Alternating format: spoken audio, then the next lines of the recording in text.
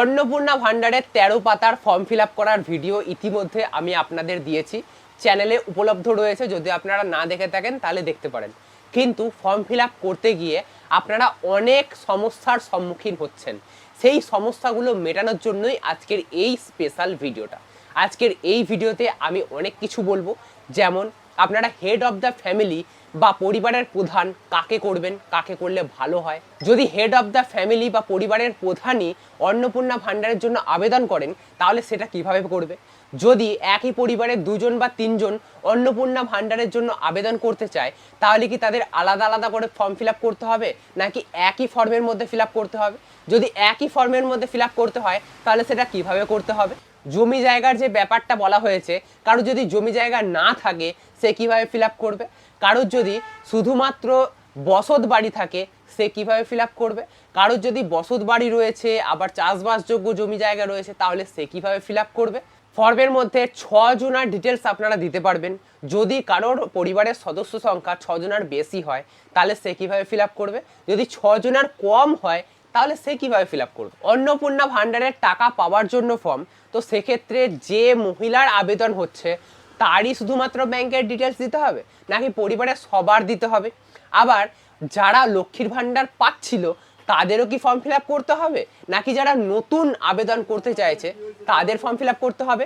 Form fill up করতে গিয়ে আপনাদের যে যে সমস্যাগুলো হচ্ছে, সব সমস্যার সমাধান আজকের ভিডিওতে আমি করে দেবো। তো তার জন্য আপনারা একটু ধৈর্য ধরে বসুন, ভিডিওটা একটু মন দিয়ে দেখুন, এটাই আমার রিকোয়েস্ট, ঠিক আছে? নাহলে তো বোঝাতে পারবো না। দেখুন, ভালো করে শুনবেন। প্রথমেই হেড অফ দ্য ফ্যামিলি নিয়ে আপনাদের অনেক কনফিউশন হচ্ছে, কাকে করবেন না করবেন। কেউ বলছে আমি আলাদা থাকি, কেউ অনেক রকম সমস্যা রয়েছে। সবকিছু বোঝাচ্ছি, ভালো করে বুঝবেন, ঠিক আছে? হেড অফ দ্য ফ্যামিলি আপনারা তাকেই করবেন যে হচ্ছে আপনাদের পরিবারের বয়োজ্যেষ্ঠ। যেমন একটা উদাহরণ দিচ্ছি, ধরুন আপনি, আপনার স্বামী, আপনার সন্তান এবং আপনার শ্বশুর শাশুড়ি একসাথে এক পরিবারে খান, একসাথেই থাকেন, ঠিক আছে? তো সেক্ষেত্রে আপনার শ্বশুর হচ্ছে হেড অফ দ্য ফ্যামিলি বা পরিবারের প্রধান। তো সেক্ষেত্রে তার নামটা আপনি এখানটায় লিখবেন, ঠিক আছে? এবারে যদি এরকম হয় যে একই বাড়িতে থাকেন কিন্তু আপনার শ্বশুর শাশুড়ি আলাদা থাকেন এবং আপনি আপনার স্বামী আর সন্তান নিয়ে আলাদা থাকেন, তো সেক্ষেত্রে যদি আপনি ফর্ম ফিল আপ করেন, তাহলে আপনার স্বামীর নামটা এখানে লিখবেন, তাকে হেড অফ দ্য ফ্যামিলি করবেন। এবং আরো একটা ফর্ম ফিল আপ করতে হবে আপনাদের পরিবার থেকেই, সেটা করবে আপনার শাশুড়ির জন্য। যদি সে 60 বছর না হয়ে থাকে এবং অন্নপূর্ণা ভান্ডারে আবেদন করতে পারে, তাহলে সে আবেদন করবে। এবং শাশুড়ি যখন ফর্ম ফিল আপ করবে, তখন শাশুড়ি ফ্যামিলিতে দুজন, শ্বশুর আর শাশুড়ি, তো সেক্ষেত্রে শ্বশুর হচ্ছে হেড অফ দ্য ফ্যামিলি এবং শাশুড়ি হচ্ছে অন্নপূর্ণা ভান্ডারে আবেদন করবে, ঠিক আছে? তো দুটো ভাবে আপনারা আবেদন করতে পারবেন, ঠিক আছে? ভালো করে বোঝার চেষ্টা করবেন। ফ্যামিলি মানে সেটাই যারা একসাথে রান্না করে, একসাথে খায়, ঠিক আছে? রান্নাঘর যদি আলাদা হয়, সেক্ষেত্রে ফ্যামিলিও আলাদা। একই বাড়িতে আপনারা থাকতে পারেন, কিন্তু রান্নাঘর বা রান্না খাওয়া দাওয়া যদি আলাদা হয়, সেক্ষেত্রে ফ্যামিলিও কিন্তু আলাদা। এবারে আপনারা বুঝবেন যে আপনারা কি করবেন। শ্বশুর শাশুড়িকে নিয়ে একসাথে ফর্ম ফিল আপ করবেন, না আলাদা ভাবে আপনারা স্বামী আর সন্তানকে আলাদাভাবে দেখিয়ে আলাদাভাবে ফর্ম ফিল আপ করবেন, সেটা আপনাদের উপরে রইলো। তাহলে হেড অফ দ্য ফ্যামিলি বুঝতে পেরেছেন। আগে ফ্যামিলিটা চুজ করুন যে ফ্যামিলিটা কিরকম ভাবে দেখাবেন, তারপরে সেই অনুযায়ী সেই ফ্যামিলির যে বয়োজ্যেষ্ঠ, সেক্ষেত্রে আপনি তার নামটা এখানে লিখুন। আরেক ধরনের প্রবলেম হচ্ছে যে কোনো পরিবারে হয়তো বয়োজ্যেষ্ঠ কোনো পুরুষ নেই, মহিলাই সেই পরিবারের হেড অফ দ্য ফ্যামিলি, এরকম হতে পারে। ধরুন এরকমও তো হতে পারে যে একটা ফ্যামিলিতে শুধুমাত্র শাশুড়ি রয়েছে, শ্বশুর নেই, শ্বশুর গত হয়েছেন। আবার এরকমও হতে পারে যে কোনো ফ্যামিলিতে শুধু মা আর মেয়ে রয়েছে। তো সেক্ষেত্রে কিভাবে ফর্ম ফিল আপ হবে?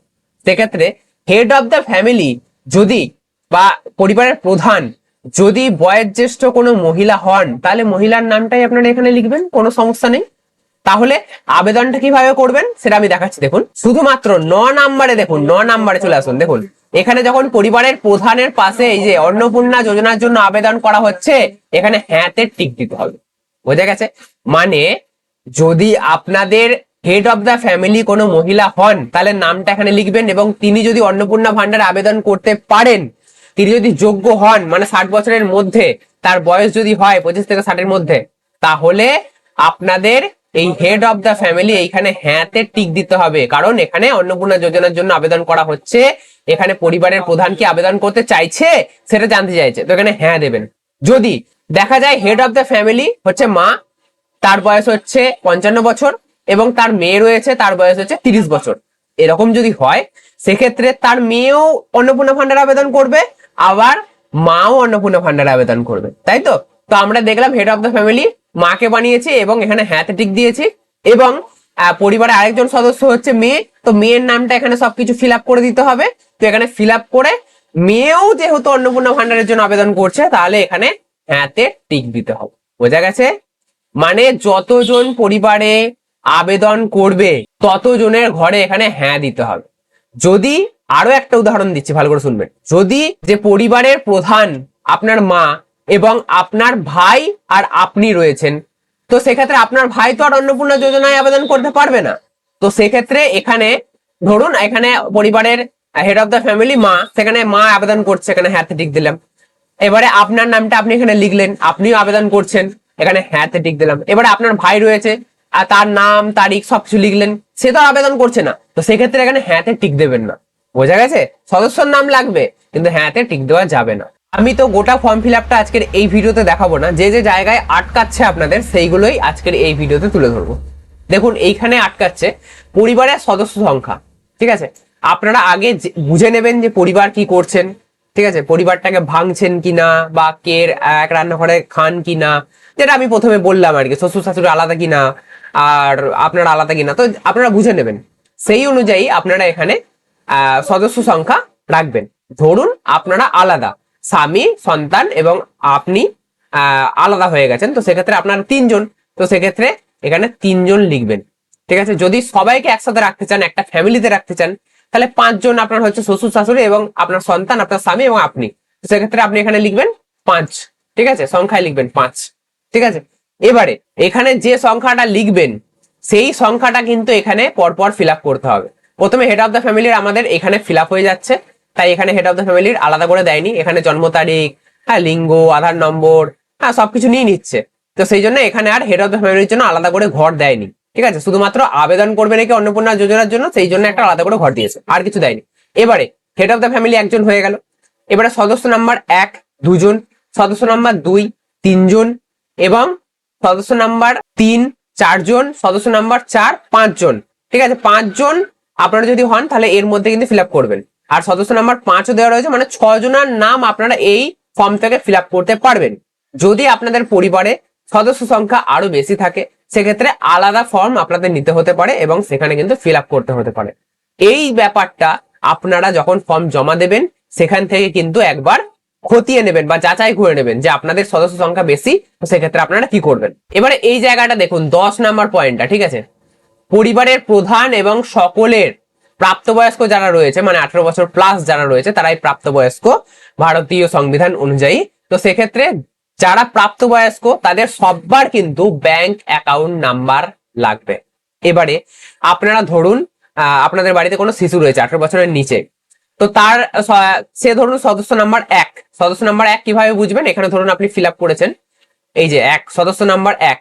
সদস্য নাম্বার 1-এ যদি আপনার কোনো বাচ্চা থেকে থাকে, 15 বছর, সে মাধ্যমিক দিচ্ছে, এরকম যদি হয়ে থাকে, ঠিক আছে, তো সেক্ষেত্রে আপনারা সদস্য নাম্বার 1-এর ঘরে তার যদি ব্যাংক অ্যাকাউন্ট না থাকে তাহলে তার ব্যাংক অ্যাকাউন্ট এখানে কিন্তু আপনারা লিখবেন না। আমি দেখাচ্ছি, এই যে ব্যাংক অ্যাকাউন্টের ঘরের নাম, ঘরটা যদি তার না থাকে বা যদি সে বাচ্চা হয় 5 বছর 7 বছর বয়স হয়, তার তো ব্যাংক অ্যাকাউন্ট থাকার কথা নয়। তো সেক্ষেত্রে সেই ঘরটা আপনারা ফাঁকা ছেড়ে দেবেন। যদি প্রাপ্তবয়স্ক হয় সেক্ষেত্রে আপনারা তাদের ব্যাংক অ্যাকাউন্ট দেবেন, আর পরিবারের সবার ব্যাংক অ্যাকাউন্ট দিতে হবে যারা প্রাপ্তবয়স্ক, মানে 18 বছরের বেশি হলেই যারা পরিবারে রয়েছে তাদের সবার ব্যাংক অ্যাকাউন্ট ডিটেলস আপনাদের এখানে পুঙ্খানুপুঙ্খভাবে লিখতে হবে। এবারে বলবেন আবেদন তো করছে মহিলারা, তাহলে মহিলাদের ব্যাংক অ্যাকাউন্ট ছাড়া আমি বাড়ির সবার ব্যাংক অ্যাকাউন্টের ডিটেলস দেবো কেন? তো সেক্ষেত্রে এটা সরকার নিয়ম করেছে, তো সেক্ষেত্রে এটা আমাদের বলা মানায় না বা আমাদের বলা যুক্তিযুক্তও নয়। তো যে নিয়ম করেছে সেই নিয়ম অনুযায়ী আমাদের চলতে হবে। তো সেক্ষেত্রে আপনার ওটা পরিবারের ব্যাংক অ্যাকাউন্টের ডিটেলস কিন্তু দিতে হবে।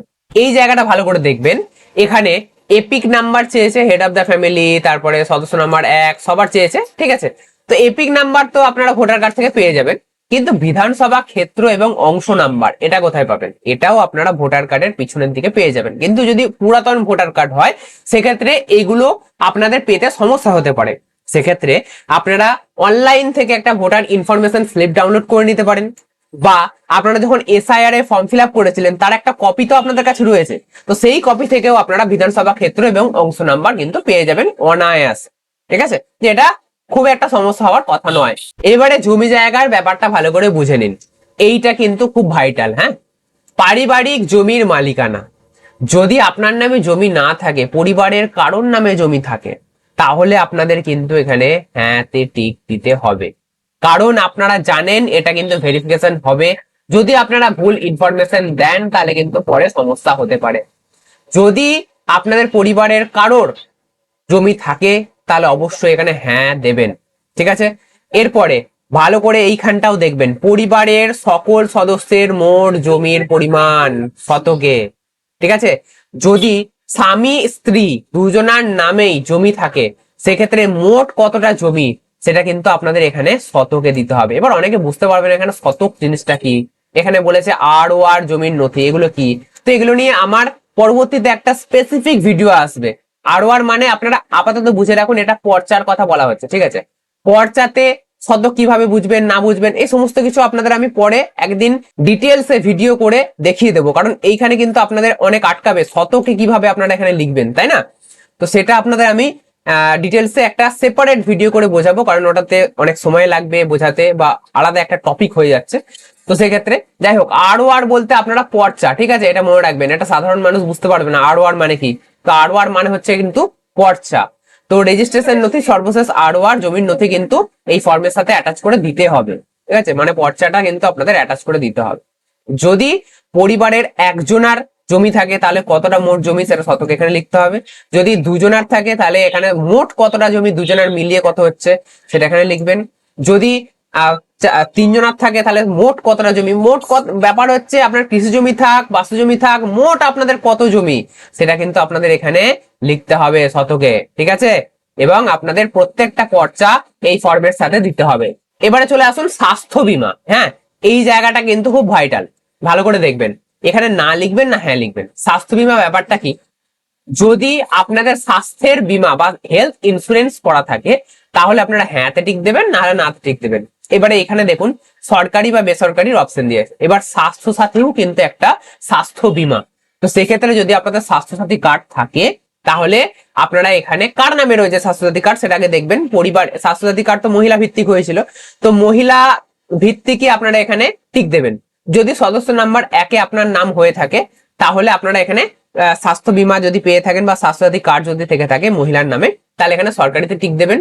আর এখানে এই সমস্ত কিছু দেওয়ার দরকার নেই, বীমার অঙ্ক বা প্রিমিয়াম এগুলো তো, বীমার অঙ্কটা 5 লাখ টাকা থাকে, আপনি লিখলে লিখতে পারেন, না লিখলে ছেড়ে দিতে পারেন। প্রিমিয়ামের বিবরণ প্রিমিয়াম কিছু দিতে হয় না, তো সেক্ষেত্রে আপনারা ছেড়ে দিতে পারেন। আর যদি বেসরকারি হয় কোনো এসবিআই ইন্স্যুরেন্স বা স্টার হেলথ ইন্স্যুরেন্স, এরকম অনেক কোম্পানি রয়েছে, যদি কোম্পানি হয় সেক্ষেত্রে আপনাদের বেসরকারি দিতে হবে এবং বীমার অঙ্ক এখানে লিখতে হবে। প্রিমিয়াম আপনারা মান্থলি না ইয়ারলি কিরকম কি দেন সেই বিবরণ কিন্তু আপনাদের এখানে দিতে হবে।